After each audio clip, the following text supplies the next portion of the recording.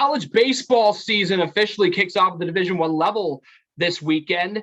And one of our guys who had a very good season and is also playing at the Division I level now, and he opens up his season for his team against UC Santa Barbara with San Francisco Dons. And in Utica, 338 hitter, All-PGCBL, and set a new Blue Sox franchise record for stolen bases in a season with 30 this past summer. Joining us now from the Bay Area, Harris Williams. Harris, my man, welcome inside. Timmy, thanks, man. Thanks for having me. It's awesome. Good to see you again. Oh, yeah. It's been a while, man. It's been almost, we're talking 7 months almost since the season ended. But, let's rewind all the way back to, late May when, you're getting ready to come up to Utica, which for baseball purposes, I believe this is the farthest you've ever traveled to play the game. What were your initial thoughts about, flying all the way across the country to, get some looks and challenge yourself over the summer against some of the best, talent in the country? Yeah, absolutely. It is the farthest I've ever traveled for baseball. So originally, when I was talking to my coaches about summer ball, they wanted to send me to Canada for the West Coast League in Kelowna. And that I was all down for it. It sounded good. And then Canada shut down the borders due to COVID purposes. And so I was scrambling. It was like April. It was April. And I was like, I need a place to play. And I was looking at all these different leagues, and there was a couple that they said they could get me in, but the competition didn't look so hot. And I was literally having a chat with my coaches. Like, you can send me literally wherever, like send me to the Dominican, send me wherever. I just need to play some halfway decent baseball and get some good reps in. And that's when we got in contact with the Utica Blue Sox, actually. And just that whole PGCBL league, because we had another player go there. And so, I got shipped out there, and I was extremely pleased. I was extremely pleased with how that, not only how the season went, but just like the guys I got to play with and the competition we played against. So, opening night, I mean, you had seen some, pretty big crowds just playing, in the state of California where baseball, you play baseball year round, and obviously your conference, the West Coast Conference, I mean, got some really good baseball schools, St. Mary's, Santa Clara, Gonzaga, so on and so forth. But, just tell me what it was like opening, and even with those capacity limitations, what was it like opening night and just essentially, playing in an environment that maybe you've never played in before? Dude, it was awesome. It was awesome. So actually, so obviously my redshirt year, I didn't get to play. And then the next year, my redshirt, that would have been my redshirt freshman year. We got cut short by COVID. So then we go through my whole first season 3 years later in 2021, and the capacity limitations in California were 0 for the most part, except for BYU. When we went to BYU, they had probably a few hundred people there.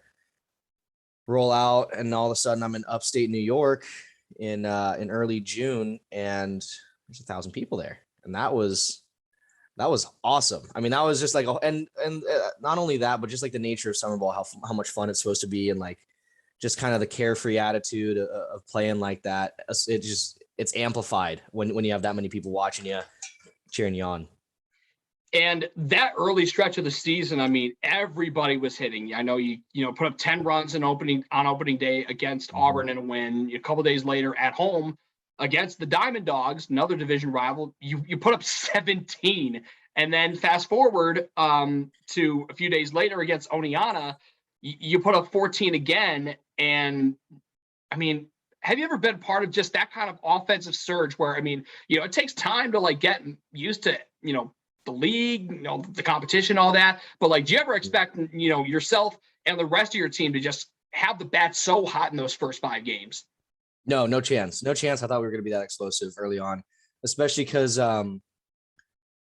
because it had been 2 weeks, I think. Or no, it hadn't. It had only been a couple of days since I played my last game. But I know for some guys, they hadn't played in a couple of weeks, and it was interesting, man. Like as soon as we stepped on the field, it was just like a free swinging attitude. It definitely unlocked my swing playing just those first couple games, just because it was like, I mean, not that this is even remotely what an approach looks like, but it was, swing hard in case you hit it. And I tell you what, man, we couldn't miss for the first like 2 weeks we were there.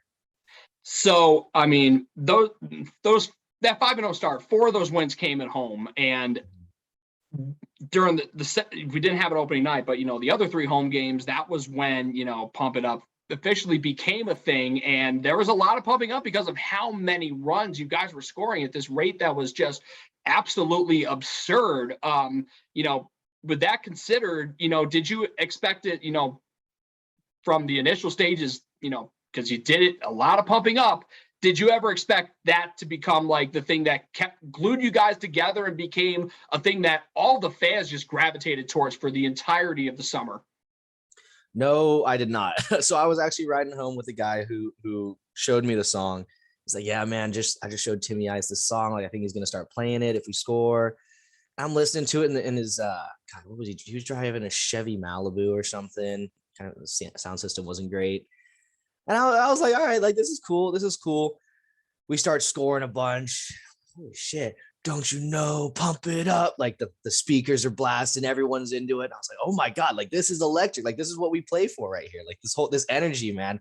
It was contagious. I mean, I just wanted to score over and over again, just for the feeling, like the rush.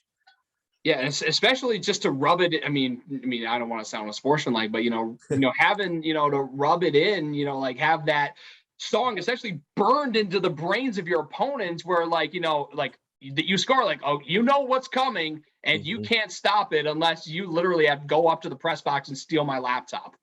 But again, like every team in baseball, you have your hot streaks, you have your cold streaks, and eventually, things kind of cooled down. Auburn kind of, lifted up to be in the top of the division. And for you, you battled the stretch, you had to battle some illness, some nagging injuries. But, what did it take for you, because again, a great start, you fizzled off, but, how hard did you really have to work to, fight off illness and, just these nagging injuries to get back to playing at an all league level like you were at the end? Yeah, that's one of those adversities that I actually don't feel like is the most difficult, because there's a lot of people dedicated to helping you out. So when it came to the injuries, we actually had a really, really good like training staff. Actually did a tremendous job helping me out and making sure that I was good to go. I did work on my own as well, just making sure I was warmed up and and stretched. And then the illness thing, that just sucked. But once you get in an environment like that, everything nagging at you, just kind of you just brush it off your shoulder. You feel it after the game, it kind of catches up with you. But yeah, when you're in an environment like that with your boys and with the fans and just playing baseball, playing a game, honestly, it's pretty difficult to think of the negatives. Yeah, that much is true. And speaking of like one of the positive things, like during that opening win streak, Pikachu made quite a few appearances, in the player of the game interviews, and you were one of those, being the player of the game against the Outlaws. And you probably had the most effortless catch. You kind of just put it in the pocket and you just held it up for the entirety of the interview. Was that another thing that was shockingly all binding with you and your teammates? Yeah, I think it's funny how a team gets little like niches like that. We just had a weird lefty with a superstition that Pikachu needed to be in the dugout and he was going to help us win. And I definitely thought it was odd. But when you kind of got like a family going, like a brotherhood like that, those things, become really charismatic and really defining. Just like kind of I don't want to say carefree, like we didn't care about the game, but just care for we were just like, we were with each other, man. Like it was cool. And so that was just like another representation of like, what, this is summer baseball for you right here. And speaking of, one of those, exemplary, or, you're like, yep, that's summer baseball for you. The game against Watertown the day before the 4th of July, when, I don't know, because California is known as the Sunshine State. But, I feel like in Northern California, you probably get a lot more rain compared to the southern part. And on this particular night in Utica, and as a general theme, it rained a lot, especially in the month of July. But in this particular night, you had 3 rain delays in the bottom of the 9th. while you're making a comeback, was that the most bizarre ending to a game you've ever been a part of? Dude, it was very, like, it was extremely strange. I did have a game my freshman summer that might have topped it. We were so what was happening is the team I was on was making playoffs. And so this game was just deciding home or away, but so we would have dropped a rank if we'd lost, and we would have gotten a home game because I don't know how that system worked. It was odd. And so we got this huge storm in Maryland, and the guys were like, "Hey man, like this is like we're down, it's raining, like they're probably going to try to reschedule this game. We don't really have time." And so you had to play 5 complete innings for the game to be considered complete, like for a rain delay to just like call it a loss. And I had 3 dudes on my team, and I did think this is hilarious. I had 3 dudes on my team go up opposite handed to the plate and strike out. Well, I mean, they were trying to hit home runs, but they struck out, and that is how the game ended, was with 3 of my teammates going up opposite handed. In a losing ball game with the rain. But the one in Utica was certainly odd. Definitely a little bit of a different experience for me. I've experienced rain before, not like that though. I mean, the whole ending to the game was bizarre because, again, I think you were down, I think 2 or 3 runs going into the bottom of the 9th inning, facing a guy that's been shoving the last 3 innings but was getting tired. And then, I don't think you were in the lineup that day. But like Dallas was in there, and like little by little, chip away. And then Ramo's trying to work the count to possibly get a walk-off, and you get another rain delay. Are you just thinking to yourself, like, oh, like we're that close? Like, why is Mother Nature just trying to intervene like that? Yeah, it takes me back to, God, I forget what year it is, but it was the Indians Cubs World Series. Yes. When you're in what was it, game 6 or 7? It was game 7, yeah. Yeah, game 7, and you get a rain delay, and the whole momentum just switched. And I was like, God, like this is weird because it's kind of in our favor. Like the momentum's in our favor. I'd really hate for this rain delay to like switch something up, or like the baseball gods like come in and intervene a little too hard. But it was definitely confusing to watch for sure. I was like, good Lord, can we please just play can we play the game, please? I mean, thankfully Ramo, and I called my shot too, and because Enos had Fraichi call me and, like relayed the message, like I'll, Mayor's a walks off city, and feel the power. It's a blue day. Yes, it is. And I called my shot. It was game over once Jones took the mound. Ramo walked, game over, boom, done. Let's go home. But let's fast forward 3 weeks. It's pink night. And that was that might even top a few days after that. But I mean, talk about just a massive crowd that was on hand to watch you guys take on Auburn in a huge divisional game with a lot riding on it. And of course, a lot of emotion into it, with Rosie pitching in front of his grandmother, and then just offensive domination for the first 3 innings that set the tone for the rest of the game. Yeah, that was actually, to this day, one of the most fun games I've ever played in. Not only just summer ball, just ever. The crowd energy was just awesome, and like what we were playing for was really, really cool. Like I've never done a game like that where there was something actually bigger than baseball for me. And so see, like the beginning of the game was extremely emotional for Rosencrantz, and just for us, because we were really close with him. And so I never even knew that about his grandmother. So that was crazy. So like that is what I think set the tone for the whole game, was just like how like into it he was. And so it was 9 dudes just behind him, honestly. And I mean, 6 runs in the first 3 innings. I mean, you opened up a can. I mean, everyone's barreling up balls left and right. Dallas was, Schmack was, Eddie was, trying to get it going too on offense. And the funny thing is, you're raking without Enos in the lineup, which, is another big thing. But fast forward, I mean, you guys are up 12-1 at this point in the 9th inning, and Chasey's out on the mound, and he serves up something where, to me, from my vantage point up in the press box on the first base side, it looks like, that looks like an easy extra base hit. He's going to get at least 2, maybe even 3. But you in left field, granted, you played mostly center field the entire year, but left field's your natural position. That's where you're playing on this night. And, Dikembe Mutombo style, you just said, nuh-uh.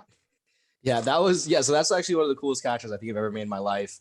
And so knowing, so like with certain guys, like when they're competitive around the zone, like pitchers, like there's just a little extra urge to play defense behind him. And Nathan Chasey was he was actually one of my good friends throughout the whole season. I talked with him a lot, just like outside of baseball. And so when he was up on the bump, it was always elevated a little bit for me. Like, oh, like this guy, like I'm behind this guy for sure. And that ball got smoked in the gap. And it was one of those like blackout plays. And so sometimes as an athlete, like your mind just shuts off and your body moves, man. And it was pretty surreal. I woke up on the ground. I had the ball in my glove and I was like, holy shit, like this is crazy. Throwing it in, everyone's going crazy. I was like, this is it, man. Like this is what everyone like dreams of, is like making like a cool catch like that, for one of your boys and having everyone erupt, like just the sound. I mean, it's funny, like, so you black out during the play, but so first off, you went full extension and landed pretty much like belly flop style on your stomach. I mean, did it hurt, initially in getting back up? No, you don't feel anything. You don't feel anything when you make plays like that. It's like, it's just like all the adrenaline from like all the noise and like realizing. So it's like maybe for like an instant, you feel, you're like, oh, and you look in your glove, you're like, oh my God, I have the ball in my hand and everything else is just gone. All you can hear is the noise. And you got all this adrenaline pumping, your heart's beating, and like your teammates like, oh my God. And that's all you're able to, like, it's sensory overload for you. There's no room for pain or anything. It's all like visual and auditory for you. I mean, it must have been cool seeing all your teammates, in front of the dugout, throwing up the caps and, that's a caps off kind of moment, because I mean, you don't see a lot of guys, very few, making that kind of catch in this league. Yeah, that was a really cool moment for me. And it was, I go back to saying it all the time. It's just like, that's summer ball, man. Like, you got to go, like, those are my times to like limit test, I guess. Like that's where I want to find out what kind of medal I got is going out and trying to make those plays. And, I happened to come out with that one, which was cool. I mean, it's definitely an unlocking experience. So, I mean, let's talk about, the fact that, you beat Auburn, again, just a few nights later, which, moved you guys percentage wise ahead of Auburn, atop the division. And, that was one of those games where, you had great offense the last time you played them, but it was all pitching this time. And you talk about, guys that, you got to adjust for as an outfielder to the pitcher, whoever's out there. But Figgy on this night, you might as well have gone to the outfield with no glove on. Yeah. Yeah. So Figgy, so he showed up, I don't know how long after I did, but I remember he showed up and he needed someone to play catch with. And I was like, yeah, man, sure. I used to catch back in the day. I can play catch with you. And God, it was hard. It was difficult. We were probably just outside of pitching distance, just getting warmed up. And this ball's just crazy movement. I was like, this guy's pretty solid. Like, this guy's good. This would be an uncomfortable AB. And he had a couple pretty good outings where I'd seen like twinkles of it, I guess, like where I'm like, wow, that was it right there. And it's hard to stay that consistent, especially because he's a younger guy. And then that night, it was no more like little twinkles of it, man. It was just like I was just standing out there like, they got no chance. There's no way you can't hit it. You can't. It's one of those. It was one of those nights where every time someone took, I was like, how did you not swing at that? How did you not swing at that? Like, swing and miss at that? Because I would have swung and missed at that. I would have at least gave it a shot. So yeah, it was a pretty crazy night. He was unbelievable that night. I mean, and this is a guy, who hadn't gone 3+ innings since high school, and he did it at a tight spot because Dewey his arm was bothering him after just 2 innings, and Dewey was one of your more underrated arms, and for him to go down like that and Figgy to step up in a tight spot, that next man up mentality of this team, and that's what it was personified. But speaking of that, the next night against Watertown, a team that you had very good success against, but in terms of great success against those guys, could you ever forecast dropping 20 runs on a team, even if they're the worst team in the league? Could you ever forecast dropping 20 on a team? No, no, you never.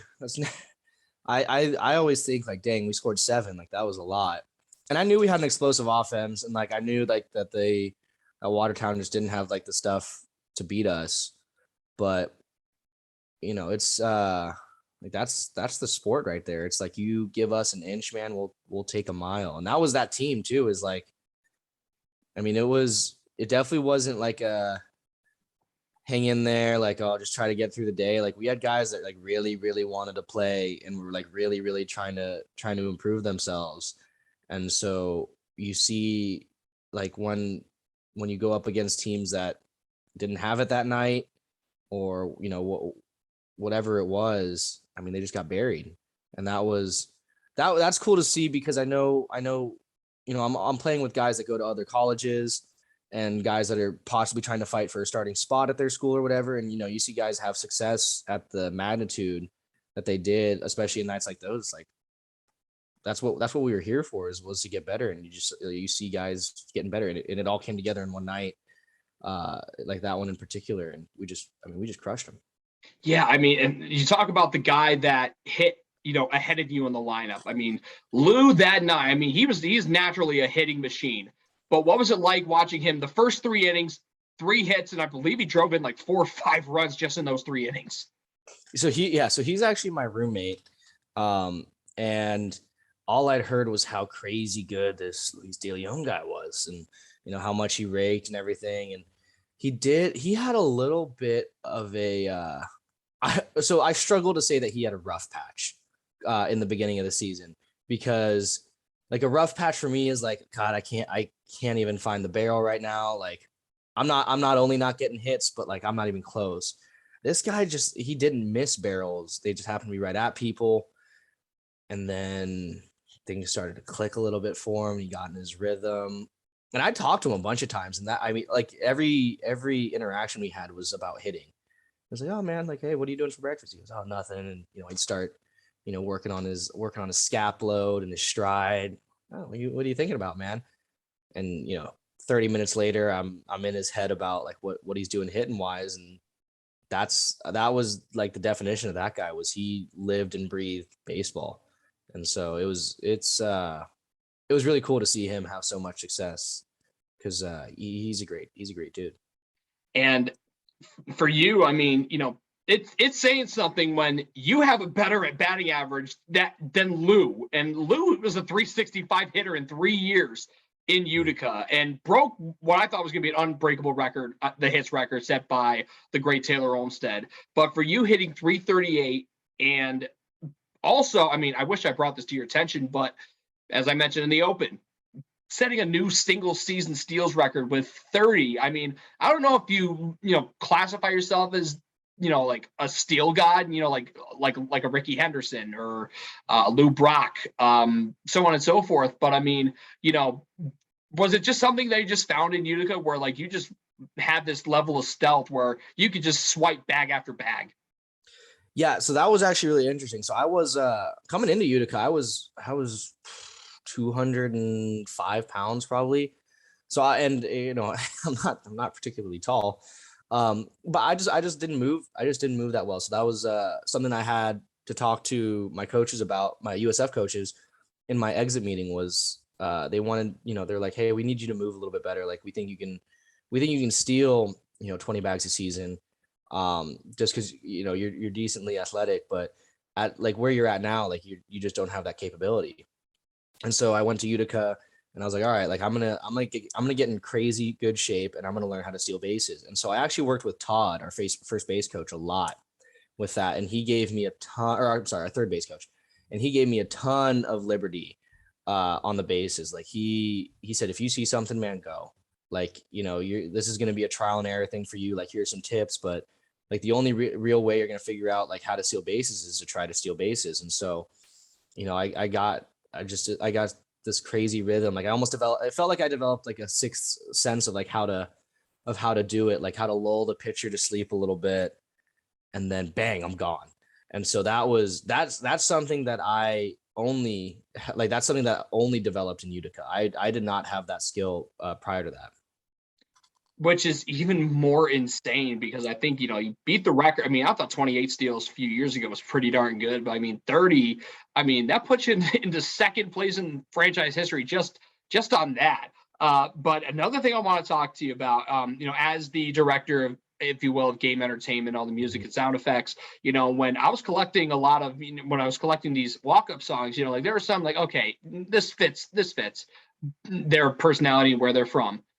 You, on the other hand, to me, you're an anomaly. I mean, you're a California kid.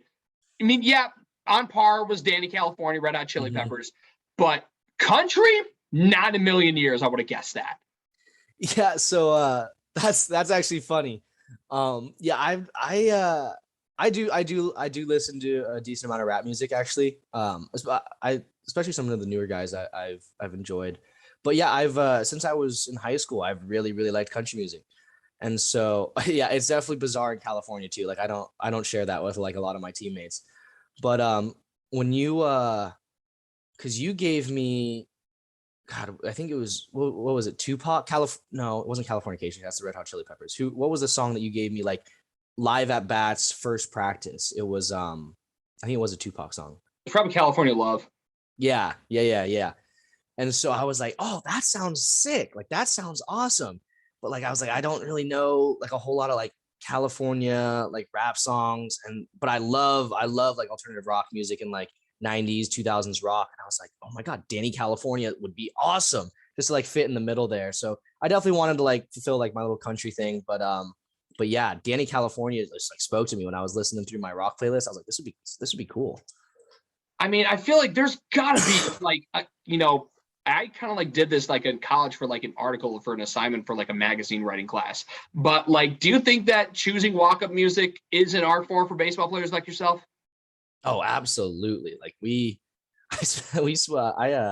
just this because we just went through picking ours a couple weeks ago. We just got the spreadsheet for it at USF, and it's always a great time having 4 or 5 guys over, and you're just trading the aux over and over again. Oh man, like what do you think about this one? Oh, what do you think about this one?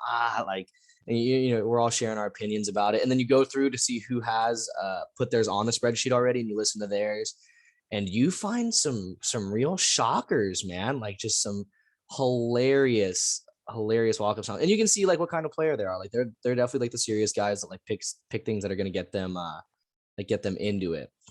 Like I know I've got a buddy. He's doing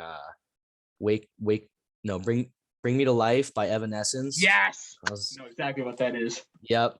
And they played it in our past like inter squad scrimmage. Okay, that's kind of intense. And then you got he's a closer, and he throws a lot of like breaking balls. And can't touch it. Can't touch it. Hey, that's on par. I mean, listen, MC Hammer was he used to work at the Coliseum in Oakland, as a vendor, I believe. Really? Yeah. So yes, I mean it's only appropriate. I mean, he's a Bay Area guy, and he's got baseball in his blood because he's worked at the Coliseum back in like the 80s. That's actually awesome. I had no idea. But yeah, I think they're hilarious, and I do think they're extremely expressive of like what kind of guy you are on the field. Because some people are like two different. Like they have their game face and their normal face, and other people they just stay the same. So who on the Blue Sox this past summer was? I mean, you could tell like serious guy versus I'm just here to have fun, and I'm picking the fun songs for the fans. Okay, Eddie Javier is a good example because his were super expressive of like how rhythmic and like fun his was. And I know he has like Hispanic heritage and everything, but like he had like some awesome dance songs. Like I don't even know what the songs were called, but they're in Spanish, and I don't know like a Spanish, but I mean I loved those. The one that had me the most surprised though was Lewis's. Yeah.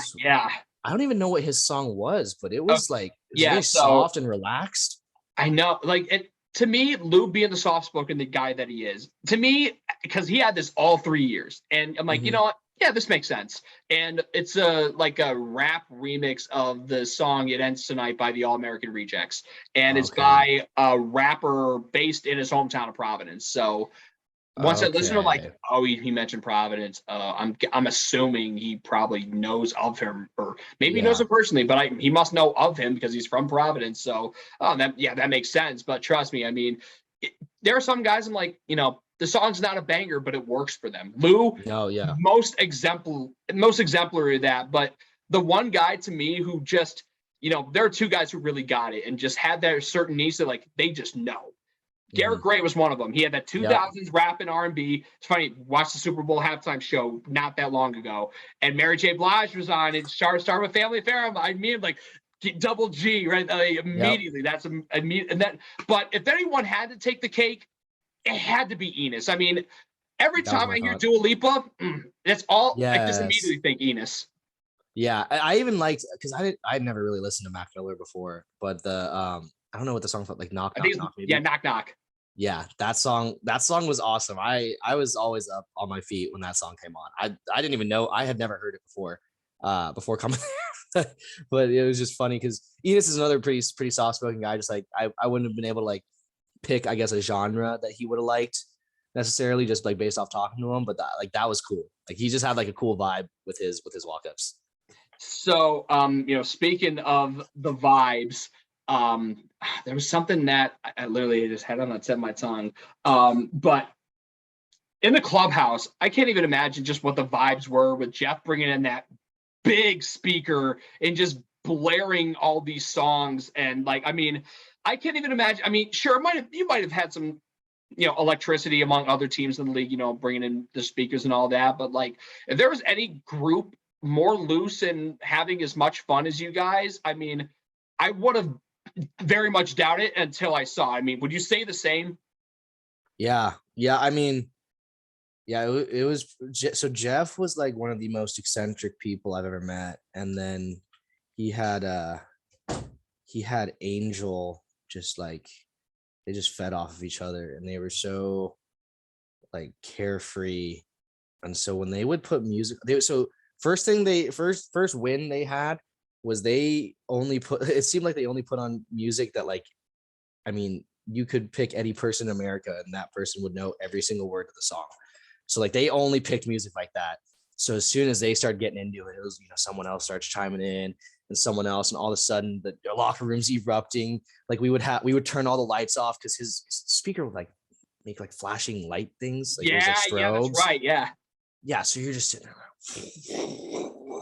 Yeah, that was awesome. That was a lot of fun. I mean, and you talk about summer college baseball. I mean, we see. I mean, the Savannah Bananas usually are the ones going super Mhm. viral. I mean, it's kind of like you see, like, oh, this is kind of like, like what summer collegiate baseball is like. Like that's kind of like what you think in your head. I mean, Mhm. and you experience what it was like in Maryland, but like going to Utica, like, is it kind of like you're like, yeah, that vision I've had in my head about what summer college baseball is supposed to be like? That's probably the closest I've ever gotten to it. And Oh, the closest absolutely. I ever will get to it. Yeah, absolutely. No, it 100% was. I mean, we lived in the Utica college dorms, so we all like lived together. I mean, obviously we had like different roommates, but we were all in the same building. And then, we're like a 2-minute drive from the field. There was like pretty much, I mean, aside from like pins and like I guess you could go to a couple other restaurants, but like for college kids, I mean, especially a baseball team, it was like you hang out with the boys. And so that was like a super fun experience. You come out like good win or tough loss. There's 20 of us just hanging out, like just, talking it up, like just chatting about nothing, listening to music. Like that was something. And then, you wake up, put your cleats on, go crazy in the locker room for 20 minutes, and then you're back out there again and you're doing it again over and over again. And it's like, it's one of those schedules you never really get tired of, because it's like, you go from playing, in my opinion, the best game in the world, to go and hang out with a bunch of good dudes, like a bunch of your buddies, get a good night's sleep, make yourself some food, and then you wake up and get to enjoy the whole process another time. I mean, obviously when you're at college and, you're part of a team for 4 years, but obviously you're probably very few guys, and it's been a theme, like very few guys, play multiple years with the same team. So, I mean, most likely, your last summer and your first and only summer in the U, but, in terms of, life experience, team experience, and so on and so forth, where does this have to rank up for you for that experience, over the course of 2 months? Well, it was cool. It was something I'd never really experienced. I mean, I grew up in Denver, Colorado, and then I go to school in San Francisco, which are two relatively large cities, especially San Francisco, two relatively really like large cities, highly populated. There's it's like kind of the concrete jungle. And then, I'd never once heard of Utica, New York before being like signing the contract there. So I'm like looking it up on the maps, just like kind of seeing what's around. I was like, this is going to be like completely different for me. And it certainly was. It was like the classic, like small town vibe that, a lot of people like. I've always really, really loved the idea of like kind of the small town community, like going to the local baseball game on a Friday night or whatever it is. And, like pins, like everyone in the city had like knew what pins was and would go there. Like it was cool, man. Like it was. And so that was just an awesome experience, because like it was just so different. It wasn't something I'd ever done before. It was so foreign to me, but also like super enlightening. Like it was just cool. Like just having like really having like a city like behind you. That's cool. Like the city of San Francisco is like cool and all, but they don't, we don't get the city of San Francisco at USF Dons games. We get like maybe the campus or like, friends, family, a couple people that are baseball fans, but it's not the city, Yeah, and trust me, I mean, the whole city, I mean, I think they were kind of craving baseball again. I mean, you had limited fans because, I mean, most people, they think of Utica, they think the Comets immediately, HL hockey. And, fan attendance was limited then.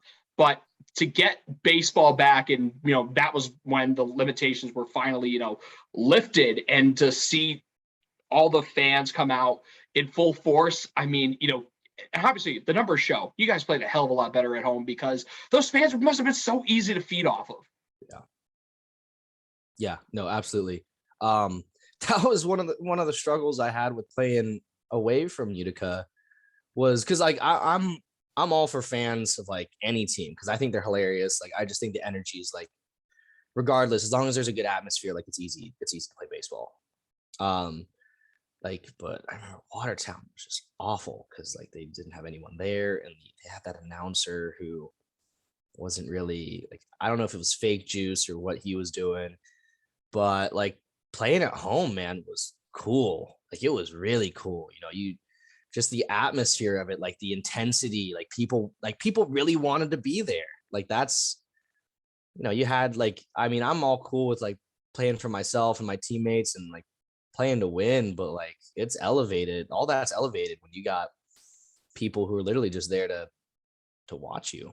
Like it's different. It's really cool. I was actually really grateful to how like cool and dedicated those fans were. And not to mention, I mean, like they're probably down at a couple beers, and like on one specific night, dollar dogs. I mean, you talk about, as it was known, glizzy day. I mean, there were a lot of cool stuff that was done during the year, but I mean, for an impromptu promotion, I mean, I feel like only a team like that could have run with glizzy day like that, and essentially, having it be so infectious, the fans catch on, I caught on, and again, like because the overall vibe of the team, only those guys probably could have. No disrespect to your UCF squad, USF squad, but they could not have, done something like that for Glizzy Day. No, dude, Glizzy Day was one of a kind. But it was everything like that. It was like anytime we got a chance to like hype something up, like reward, like it's like a reward for the fans. It's like a reward for us, because it's like we get more people that want to show up. They're getting dollar glizzies, which was awesome. Like I would love that. So like it was hilarious to do because it was like, hey guys, like it's dollar hot dog night for the fans. Like it's glizzy day, bro. Like it's glizzy night tonight. You get one guy saying, everyone's like, and then it starts getting into like post game speeches, and we're talking it up in the dugout. Like, dang man, like because we had like the big time fans that would always come over to the dugout and like talk to us and like just kind of say what's up. Hey man, you get yourself a glizzy. Hell yeah, I got myself. Yeah, just hilarious stuff like that. Though there's like those interactions were priceless. And to think, usually there are a lot of guys who just, like, all right, I'll just go to, summer ball, get my reps in, and like if I do great, cool. But if not, whatever. I'll just try to get better. But for you to be an All-PGCBL selection, I mean, and not to mention making true on what your coaches recommended before you got to Utica, being the stolen base single season king in Utica. Did you ever think, like to leave this kind of indelible mark, in Utica, setting that record and being an all league selection and take that momentum now back to the West Coast before you start your season? Dude, that's that was like big for me. Just like because I came off like a below average spring. Like I played okay, but I definitely didn't have the spring I wanted to have. And so of course, like I really did like think to myself, yeah, man, like I'm going to fly out to New York. I'm going to play every day, get my reps in, like make sure like my nutrition's good, like all like the hardcore schedule type things, which I needed. I needed to make sure I had that sort of discipline. But it's like not even worth it to go like to fulfill a season with that mindset. It's not like I think I got better. I think a lot of the I guess the so-called accolades that I received in Utica and like the success that I had in Utica came from like the fun environment that I had with my teammates and like with the fans and just like with the faculty, even like the staff. Like those guys were awesome. Like they provided such like a fun environment for us to play in. And like there's definitely no way I was getting better like if I just hated my life there. Like there was just no chance. And so that was a big part of it for me, was like, it's just kind of, it was a really good reminder, like, oh man, like tough spring, like they canceled the West Coast Conference, the WCC tournament. So like we didn't even get a chance to play in the tournament, which we should have. Just like tough, like seeing the seniors go, like just coming off of like all these emotions. And it was like, God, like I need to go have fun. Like I need to go like play baseball. Like I get to play baseball. That's awesome. Like that's a cool thing I get to do. Like enjoy it. Like I've only got so much time left, honestly. Like, unless God promoting, like I get to play past college, but realistically it's like enjoy it while I have it. Yeah. And you certainly did. And, you a lot of guys, like very few guys will, like hate how their life is going and still go out and hit, 3 something, but you hit 338 because you were having a lot of fun. And baseball players that are loose, they don't feel as much pressure and they're not thinking as much. They just go out. Yeah, they're still thinking about like what they need to do to hit and all that, but it comes naturally. You don't really have to think as much when you're having fun. And trust me, I mean, we did a lot of that, especially at home. And, again, you had a hallmark season here in Utica, one that, definitely warranted an All-PGCBL selection and one of the better individual seasons ever in Utica's history in the PGCBL. Harris, thanks for the time, loved all these awesome stories. And, there's just this perspective that you had on, your cross-country experience coming here to Utica for a couple months. Thanks again for the time here on the Soxcast. And I know you got that season opening series against those Gauchos this weekend. You better hope you win that series and, get off to that hot start like you did this summer here in Utica and keep going with it.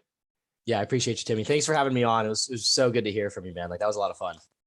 So that does it for this episode of the Soxcast. For Harris Williams, I'm Tim Bester, PA announcer for the Blue Sox. Thanks for tuning in, and we'll catch you next week with our next guest, Double G, Garrett Gray.